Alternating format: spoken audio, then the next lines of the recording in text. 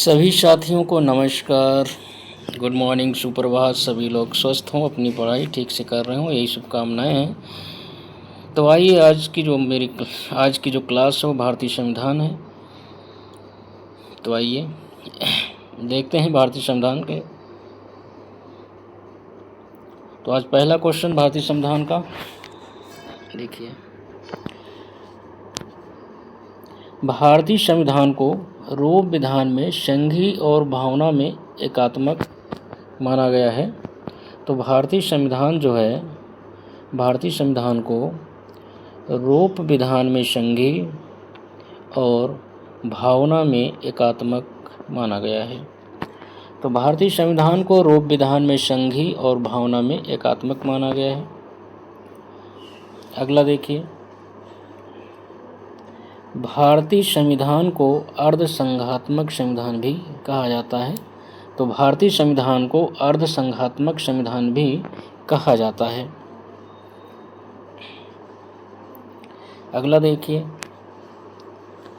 भारतीय संविधान में संविधान दिवस जो है 26 नवंबर को मनाया जाता है। तो संविधान दिवस जो है 26 नवंबर को मनाया जाता है।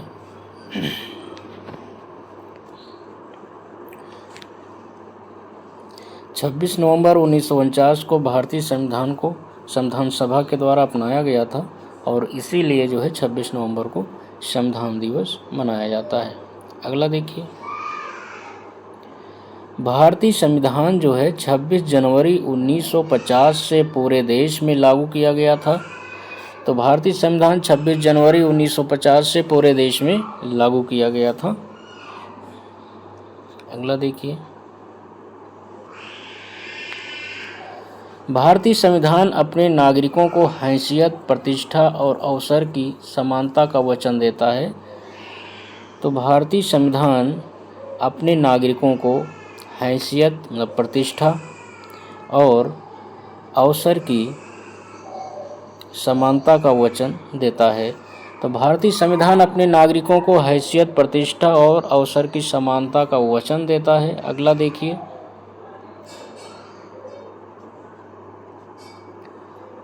भारतीय संविधान की प्रस्तावना का मूल उद्देश्य, भारतीय संविधान की प्रस्तावना का मूल उद्देश्य जो है व्यक्ति की गरिमा, राष्ट्र की एकता और अखंडता को सुरक्षित करना है। तो भारतीय संविधान की प्रस्तावना का मूल उद्देश्य व्यक्ति की गरिमा, राष्ट्र की एकता और अखंडता को सुरक्षित करना है। अगला देखिए, भारतीय संविधान में सामाजिक समानता का अर्थ समाज के सभी वर्गों के लिए समान अवसर प्रदान करना है। तो भारतीय संविधान में सामाजिक समानता का अर्थ समाज के सभी वर्गों के लिए समान अवसर प्रदान करना है। अगला देखिए, 8 नंबर का,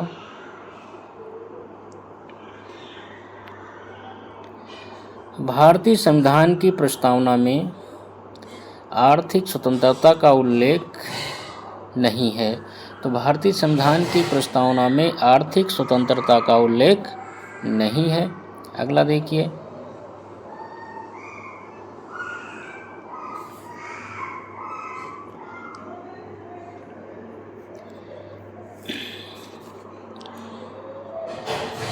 प्रतिबद्ध, अगला देखिए 9वां नंबर, प्रतिबद्ध न्याय तंत्र ये भारतीय संविधान की मुख्य विशेषता नहीं है। तो प्रतिबद्ध न्याय तंत्र भारतीय संविधान की मुख्य विशेषता नहीं है। तो भारतीय संविधान की क्या विशेषता है? तो भारतीय संविधान की विशेषता है लिखित संविधान है, लिखित संविधान है, संविधान की सर्वोच्चता है, सर्वोच्च संविधान है, शक्तियों का वितरण है और अर्धसंघीय संरचना है। अर्धसंघीय संरचना है। तो इसकी विशेषताएं हैं।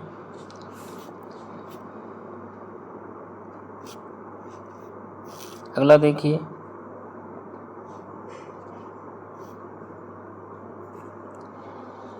द्विस्तरीय सरकार जो है ये भी भारतीय संविधान की विशेषता नहीं है। तो द्विस्तरीय सरकार जो है ये भारतीय संविधान की विशेषता नहीं है, क्योंकि अब जो है त्रिस्तरीय व्यवस्था है अपने यहाँ। जब संविधान बना था तब तो द्विस्तरीय व्यवस्था थी, लेकिन 73वें और 74वें संविधान संशोधन के द्वारा अब संविधान में जो है त्रिस्तरीय व्यवस्था कर दी गई है। त्रिस्तरीय व्यवस्था में जो है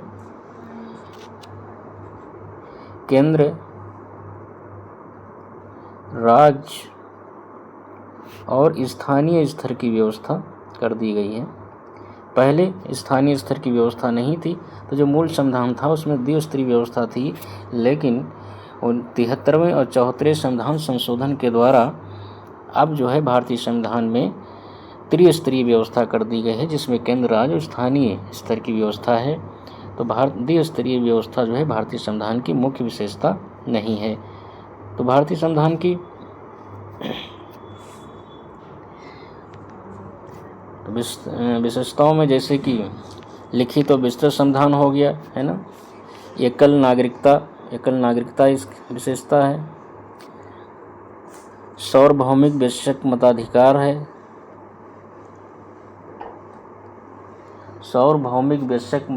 है, अर्धसंघीय संरचना है, शक्तियों का वितरण है, लिखित संविधान और संविधान की सुरक्षा है। तो ये सब विशेषताएं हैं। अगला देखिए 11 नंबर का,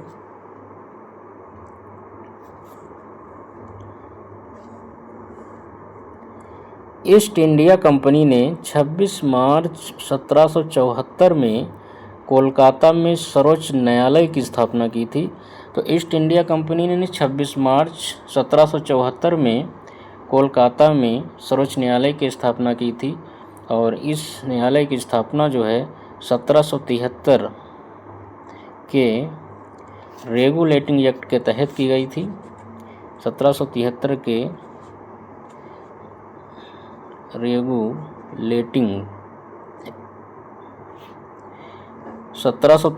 रेगुलेटिंग एक्ट के तहत की गई थी 26 मार्च 1774 में। अगला देखिए, मूल भारतीय संविधान जो है प्रेम बिहारी नारायण रायजादा, तो प्रेम बिहारी नारायण रायजादा के द्वारा हस्तलिखित था। तो मूल भारतीय संविधान प्रेम बिहारी नारायण रायजादा के द्वारा हस्तलिखित था। ये वीडियो की परीक्षा में पूछा गया था 26 जून 2023 की सेकेंड पॉली में। तो जो भारतीय संविधान है, भारतीय संविधान के जो इसके ड्राफ्टिंग कमेटी के जो चेयरमैन थे, जो अध्यक्ष थे, बाबा साहब अम्बेडकर थे। तो उनके निर्देशन में संविधान को जो भी कैसे क्या लिखना है, तो ये जो प्रेम बिहारी नारायण थे, ये केवल एक टाइपराइटर थे, केवल टाइप करने का काम करते थे, मतलब लिखने का काम करते थे। इन्हें मटेरियल दे दिया जाता था रफ बना के कि ये भाई रफ दे दिया गया, अब इसको जो है आप ठीक से टाइप कर दीजिए, लिख दीजिए। तो ये काम एक बाबू का काम कर रहे थे। ये प्रेम बिहारी नारायण एक बाबा साहब के एक बाबू थे, जिन्हें कच्चा मसौदा दिया जाता था कि इसको इस प्रकार से आपको टाइप करना है या लिखना है, तो इसे वो जो है लिख देते थे। तो ये काम इनका था।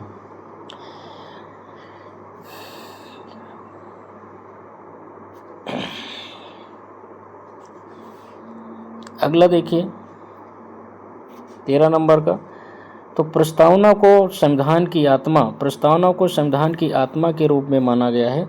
तो प्रस्तावना को संविधान की आत्मा कहा गया है। अगला देखिएगा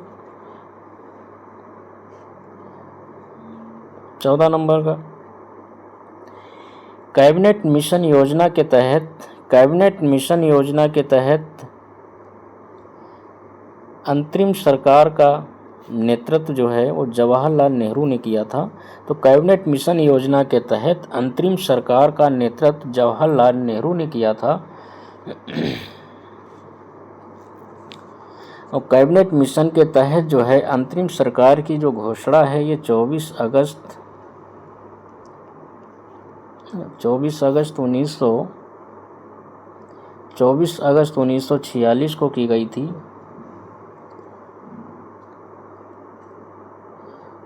और जिसमें वायसराय जो है कार्यपालिका का प्रधान अध्यक्ष था। वायसराय कार्यपालिका का प्रधान अध्यक्ष था। और जो पंडित जवाहरलाल नेहरू थे ये जो है उपाध्यक्ष या सभापति थे। तो कैबिनेट मिशन योजना के तहत गठित अंतरिम सरकार का नेतृत्व जवाहरलाल नेहरू ने किया था और ये 26 अगस्त 1946 को इसका गठन हुआ था। अगला देखिए 15 नंबर का 13 दिसंबर 1946 को संविधान सभा में उद्देश्य प्रस्ताव जवाहरलाल नेहरू के द्वारा पेश किया गया था। तो 13 दिसंबर 1946 को भारतीय संविधान में उद्देश्य प्रस्ताव जवाहरलाल नेहरू के द्वारा पेश किया गया था। पेट में आया हुआ क्वेश्चन है। अगला देखिए भारत के संविधान की प्रस्तावना को आमुख कहा जाता है। आमुख, तो भारतीय संविधान की प्रस्तावना जो है उसे आमुख कहा जाता है। आमुख का मतलब उद्देशिका है ना, आमुख या उद्देशिका है ना। तो भारतीय संविधान की प्रस्तावना को आमुख या उद्देशिका कहा जाता है।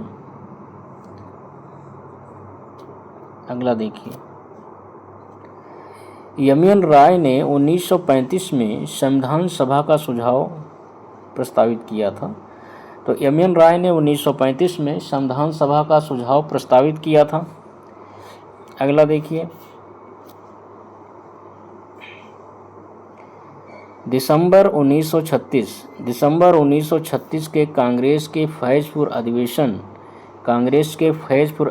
में संविधान सभा के अर्थ और महत्व की व्याख्या की गई थी। तो दिसंबर 1936 के कांग्रेस के फैजपुर अधिवेशन में संविधान सभा के अर्थ और महत्व की व्याख्या की गई थी। तो 1936 में कांग्रेस के फैजपुर अधिवेशन के जो अध्यक्ष थे जवाहरलाल नेहरू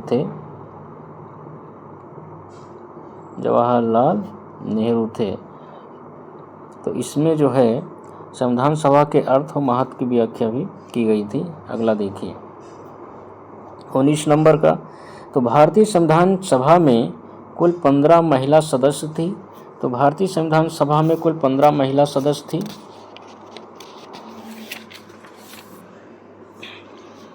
अगला देखिए संविधान सभा के पहले अध्यक्ष जो है डॉक्टर सच्चिदानंद सिन्हा थे। तो संविधान सभा के पहले अध्यक्ष डॉक्टर सच्चिदानंद सिन्हा थे। तो 9 दिसंबर देखिए 9 दिसंबर 1946 को संविधान सभा की पहली बैठक हुई थी। जब पहली बैठक हुई तो डॉक्टर सच्चिदानंद सिन्हा को इसका अस्थायी अध्यक्ष बनाया गया था। और उसके बाद जब 11 दिसंबर को संविधान सभा की बैठक हुई, 11 दिसंबर 1946 को जब संविधान सभा की बैठक हुई तो डॉक्टर राजेंद्र प्रसाद को स्थायी अध्यक्ष बनाया गया था। अगर सीधे ऐसे ही क्वेश्चन आता है कि संविधान सभा के पहले अध्यक्ष तो डॉक्टर सच्चिदानंद सिन्हा थे, अगर ये आता है कि संविधान सभा के पहले स्थायी अध्यक्ष तो डॉक्टर राजेंद्र प्रसाद आएगा, अगर जो स्थायी पूछा जाएगा। ठीक है। अगला प्रश्न देखिए तो संविधान सभा का प्रथम अधिवेशन 9 दिसंबर 1946 को डॉक्टर सच्चिदानंद सिन्हा की अध्यक्षता में हुआ था। अगला देखिए जवाहरलाल नेहरू ने 13 दिसंबर 1946 को संविधान सभा में उद्देश्य प्रस्ताव रखा था और इस उद्देश्य प्रस्ताव को 13 दिसंबर 1946 को संविधान सभा में उद्देश्य प्रस्ताव रखा था। इस उद्देश्य प्रस्ताव को 22 जनवरी 1947 है ना, 22 जनवरी 1947 किसके द्वारा? संविधान सभा के द्वारा इसे पारित किया गया था। उद्देश्य प्रस्ताव को 22 जनवरी 1947 को पारित किया गया था। अगला देखिए 23 नंबर का, संविधान सभा की अल्पसंख्यकों की उप समिति का अध्यक्ष एच.सी. मुखर्जी थे। तो जो संविधान सभा की अल्पसंख्यकों की जो उप समिति थी और इसके अध्यक्ष एच.सी. मुखर्जी को बनाया गया था।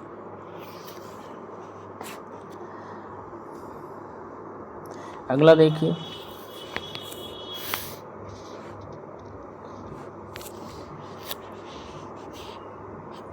24 नंबर का, ड्राफ्टिंग कमेटी। तो ड्राफ्टिंग कमेटी प्रारूप समिति के अध्यक्ष डॉक्टर बी.आर. अम्बेडकर थे, जिनके नेतृत्व में संविधान को लिखा गया। और इसके अलावा भी अन्य बहुत सारी समितियां थीं, जैसे कि संघ शक्ति समिति। तो संघ शक्ति समिति के अध्यक्ष पंडित जवाहरलाल नेहरू थे। ठीक है। उसके बाद प्रांतीय संविधान समिति थी एक। तो प्रांतीय संविधान समिति, इसके अध्यक्ष सरदार वल्लभ भाई पटेल थे। ठीक है।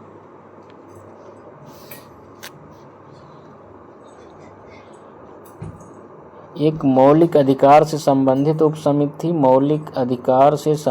समिति थी, और इसके अध्यक्ष जे.बी. कृपलानी थे।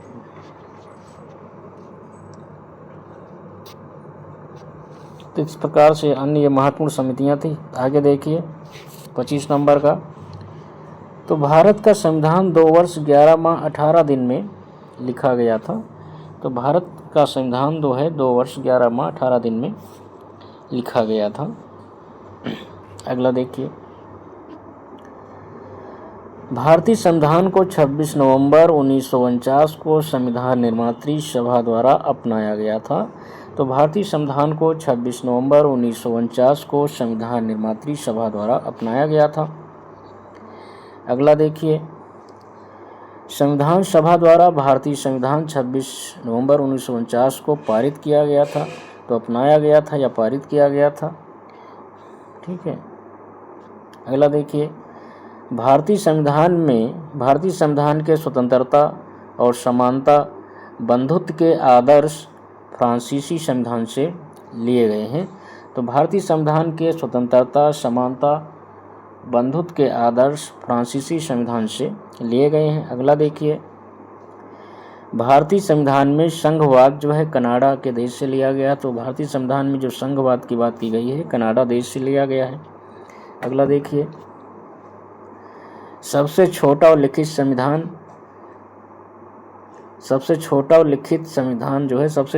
संविधान ये भारत के संविधान की विशेषता नहीं है, क्योंकि सबसे लिखित और सबसे बड़ा संविधान है। भारत का संविधान कैसा है? लिखित है और सबसे बड़ा संविधान है, मतलब बृहद संविधान है, सर्वोच्च संविधान है। तो छोटा नहीं है, ये इसकी विशेषता नहीं है। ठीक है। अगला देखिए, भारतीय संविधान विश्व का सबसे बृहद संविधान है। तो भारतीय संविधान विश्व का सबसे बृहद संविधान है और यह लगभग 1,20,000 शब्दों से बना हुआ है। अगला देखिए, भारतीय संविधान में 12 अनुसूचियां हैं। तो भारतीय संविधान में 12 अनुसूचियां हैं। अगला देखिए 33 नंबर, भारतीय संविधान का अनुच्छेद 49 राष्ट्रीय महत्व के स्मारकों और स्थानों तथा वस्तुओं की सुरक्षा से संबंधित है। तो भारतीय संविधान का अनुच्छेद 49 राष्ट्रीय महत्व के स्मारकों, स्थानों और वस्तुओं से संबंधित है।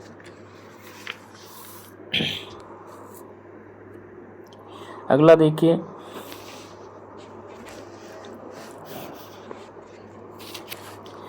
तो अनुच्छेद 49 से राष्ट्रीय महत्व के स्मारकों, स्थानों और वस्तुओं से संबंधित है। और उसी प्रकार से अनुच्छेद 48A जो है, अनुच्छेद 48A ये जो है, अनुच्छेद 48A ये पर्यावरण का संरक्षण, ये बहुत पूछा जाता है। इस बार पूछा जा सकता है पर्यावरण का संरक्षण, क्योंकि ये पूछा नहीं गया पेट के एग्जाम में अभी तक। तो पर्यावरण का संरक्षण और संवर्धन वन और वन जीवों की रक्षा से संबंधित है। तो अनुच्छेद 48 ये पर्यावरण का संरक्षण, संवर्धन, वन और वन जीवों की रक्षा से संबंधित है। और केवल अनुच्छेद 48 से, अगर अनुच्छेद 48 केवल पूछे तो अनुच्छेद 48 जो है एक कृषि और पशुपालन से संबंधित है। अनुच्छेद 48 एक कृषि और पशुपालन से संबंधित है। अनुच्छेद 48 ये उसका विस्तृत रूप, जैसे पर्यावरण संरक्षण, वन और वन जीवों की रक्षा, सब इसमें है। ठीक है। अनुच्छेद 50, तो अनुच्छेद 50 में क्या है, न्यायपालिका और कार्यपालिका का पृथक्करण है। अनुच्छेद 50 में ये भी नहीं पूछा गया अभी पेट में, न्यायपालिका और कार्यपालिका, न्यायपालिका और कार्यपालिका के पृथक्करण की बात की गई है। अगला देखिए 34 नंबर, राज्य के नीति निर्देशक सिद्धांत वे आदर्श हैं जिन्हें राज्य को नीतियों का निर्माण करते समय ध्यान में रखना चाहिए। तो राज्य के नीति निर्देशक सिद्धांत जो है वे आदर्श होते हैं जिन्हें राज्य को नीतियों का निर्माण करते समय ध्यान में रखना चाहिए। अगला देखिए, भारतीय संविधान के लिए डीपीएसपी मतलब राज्य के नीति निर्देशक सिद्धांत, तो राज्य के नीति निर्देशक सिद्धांत जो हैं ये आयरलैंड के संविधान से प्रेरित हैं या लिए गए हैं। अगला देखिए, 42वें संविधान संशोधन के माध्यम से, 42वें संविधान संशोधन के माध्यम से समान न्याय और निःशुल्क विधिक सहायता, समान न्याय और निःशुल्क विधिक सहायता राज्य के नीति निर्देशक सिद्धांतों में जोड़ा गया है। तो 42वें संविधान संशोधन के द्वारा, संशोधन के माध्यम से, 42वां संविधान संशोधन अधिनियम कब हुआ था, ये 1976। तो इसके माध्यम से जो राज्य के नीति निर्देशक तत्व उसमें समान और निःशुल्क विधिक सहायता जोड़ा गया था। तो इसे किस अनुच्छेद में रखा गया था, तो अनुच्छेद जो है 39,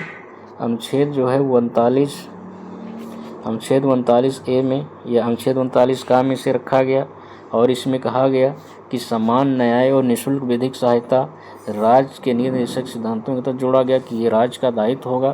तो समान, निःशुल्क और विधिक सहायता अनुच्छेद 39A के तहत राज्य का दायित्व होगा कि लोगों को जो है वो प्रदान कराएं। अगला देखिए 37 नंबर का, राज्य के नीति निर्देशक सिद्धांत वे आदर्श हैं जिन्हें राज्य को नीतियों बनाने में, हाँ ये हो गया, ठीक है, पहले हम लोग कर लिए हैं।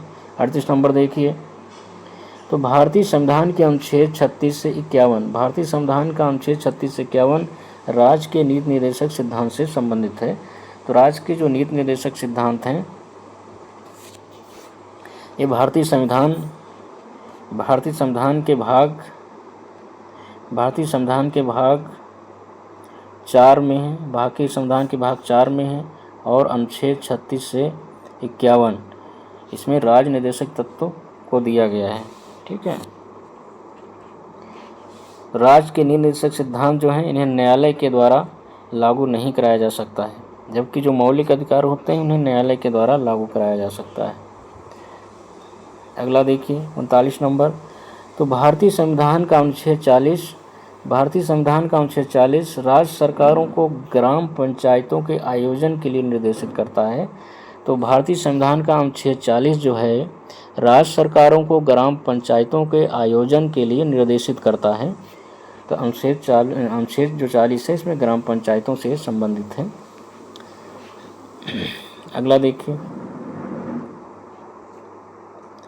राज्य के नीति निर्देशक सिद्धांत भारतीय नागरिकों को आर्थिक न्याय प्रदान करता है। तो जो राज्य के नीति निर्देशक सिद्धांत हैं ये भारतीय नागरिकों को आर्थिक न्याय प्रदान करते हैं। अगला देखिए, भारतीय संविधान का अनुच्छेद 14 विधिक समता यानी कि कानून के समान समानता से संबंधित है। तो भारतीय संविधान का अनुच्छेद 14 जो है विधिक समता है ना, मतलब विधि के समझ समता, इसे कहेंगे विधि के समझ समता से संबंधित है।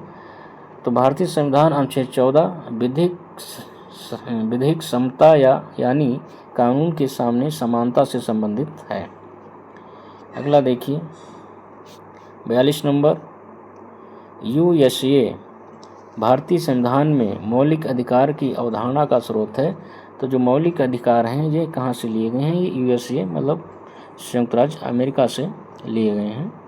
अगला देखिए, भारतीय संविधान का अनुच्छेद 14 कानून के समक्ष समानता प्रदान करता है। तो भारतीय संविधान का अनुच्छेद 14 जो है कानून के समक्ष समानता प्रदान करता है। अगला देखिए 44 नंबर का, सर्वोच्च न्यायालय और उच्च न्यायालय के पास मौलिक अधिकार को लागू करने की शक्ति है।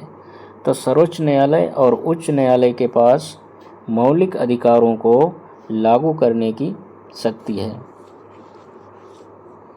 और इसके लिए सर्वोच्च न्यायालय को यह शक्ति अनुच्छेद जो है अनुच्छेद 32 के तहत सर्वोच्च न्यायालय को दी गई है और उच्च न्यायालय को यह शक्ति जो है अनुच्छेद 226 के तहत दी गई है। अगला देखिए, शोषण के विरुद्ध अधिकार।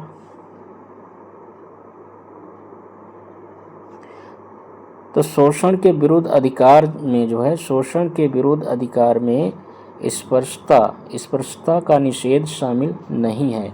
तो शोषण के विरुद्ध अधिकार में स्पर्शता का निषेध ये शामिल नहीं है। शोषण के विरुद्ध अधिकार में क्या शामिल है? जैसे बेगारी है ना, बेगारी करवाना किसी से, बेगारी निषेध शामिल है। 14 वर्ष से कम उम्र के बच्चों के से काम करवाना, इस पे प्रतिबंध लगाया गया है। और तस्करी करना है ना, बच्चों या लोगों की तस्करी करना भी इसमें है। स्पर्शता का निषेध जो है ये भारतीय संविधान के अनुच्छेद जो है ये 17 में स्पर्शता के अंत की बात करता है। अगला देखिए, तो भारतीय संविधान के अनुच्छेद 17 में स्पर्शता का उन्मूलन किया गया है।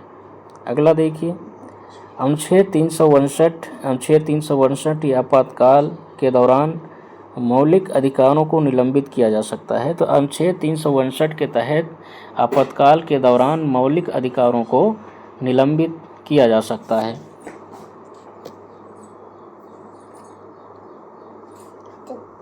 तो बस बेटा 1 मिनट।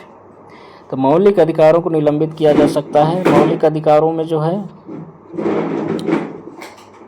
मौलिक अधिकारों में क्या निलंबित किया जाएगा? अनुच्छेद 20 को निलंबित किया जा सकता है और अनुच्छेद 21 को निलंबित किया जा सकता है।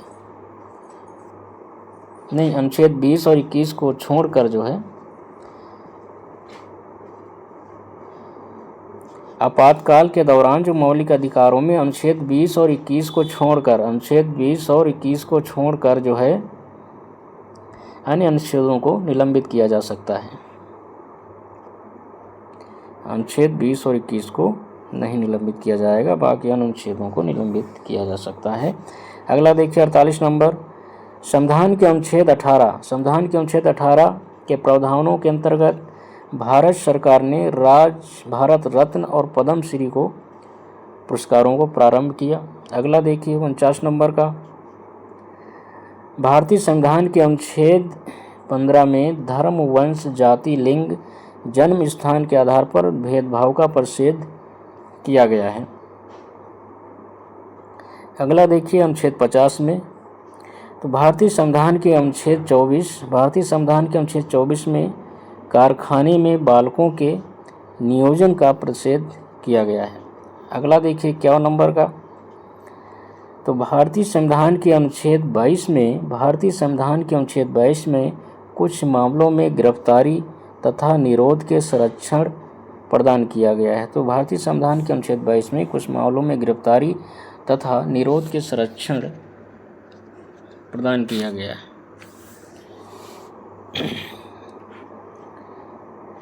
अगला देखते हैं 52 नंबर, तो अनुच्छेद 21 जो है भारतीय संविधान के तहत किसी व्यक्ति के विदेश यात्रा के अधिकार की रक्षा करता है। तो अनुच्छेद 21 जो है भारतीय संविधान के तहत किसी भी व्यक्ति के विदेश यात्रा के अधिकार की रक्षा करता है। अगला देखिए 53 नंबर का, तो भारतीय संविधान का अनुच्छेद 21 जो है ये प्राण एवं दैहिक स्वतंत्रता के अधिकार से संबंधित है। तो भारतीय संविधान का अनुच्छेद 21 प्राण एवं दैहिक स्वतंत्रता से संबंधित है, इसीलिए इसे आपातकाल में भी निलंबित नहीं किया जाता है। अगला देखिए, भारतीय संविधान का अनुच्छेद 23 जो है मानव के क्रय विक्रय जबरदस्ती मजदूरी करने पर प्रतिबंध लगाता है। अगला देखिए,